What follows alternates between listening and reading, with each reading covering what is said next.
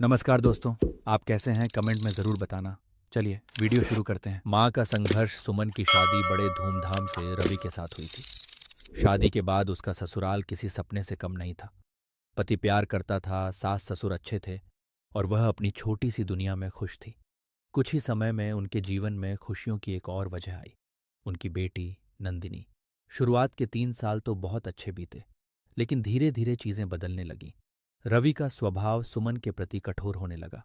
सास ससुर भी उसे छोटी छोटी बातों पर ताने मारने लगे। घर का माहौल बिगड़ने लगा। सुमन ने सब सहन किया, लेकिन जब अत्याचार हद से बढ़ गया तो एक दिन ससुराल वालों ने उसे उसके मायके छोड़ दिया। सुमन अपनी बेटी को सीने से लगाकर रोती रही, लेकिन रवि के और उसके परिवार वालों ने नंदिनी को जबरदस्ती अपने पास रख लिया। एक माँ से उसकी संतान को अलग कर दिया गया। सुमन मायके लौट आई, लेकिन उसका दिल हर पल अपनी बेटी के लिए तड़पता रहा। कई महीनों तक सुमन अपने मायके में रही, पर नंदिनी से दूर रहना उसके लिए असहनीय हो रहा था। उसने कई बार ससुराल वालों से बेटी को देखने की गुजारिश की, लेकिन वे हमेशा इनकार कर देते। आखिरकार उसने फैसला किया कि वह फिर से अपने ससुराल जाएगी और अपने रिश्ते को एक और मौका देगी, सिर्फ अपनी बेटी के लिए। जब सुमन अपने ससुराल लौटी तो उसे अपनाने के बजाय वहां के लोगों ने उसे अपमानित किया। रवि ने साफ कह दिया कि वह अब उसे पत्नी का दर्जा नहीं देगा। फिर एक दिन उसने तलाक के कागज सुमन के हाथ में थमा दिए। सुमन टूट गई, लेकिन उसने खुद को संभाला। तलाक के बाद सुमन को अपनी बेटी से मिलने तक की इजाजत नहीं दी गई।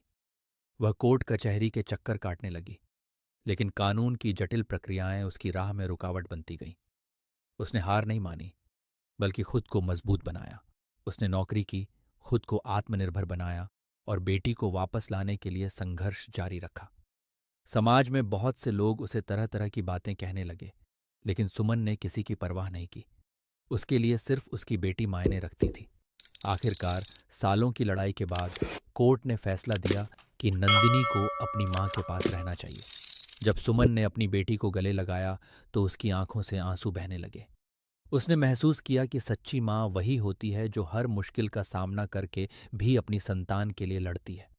अब उसकी जिंदगी में एक नया सवेरा था, सिर्फ नंदिनी और उसकी मां की दुनिया, जहां प्यार, सम्मान और आत्मसम्मान था।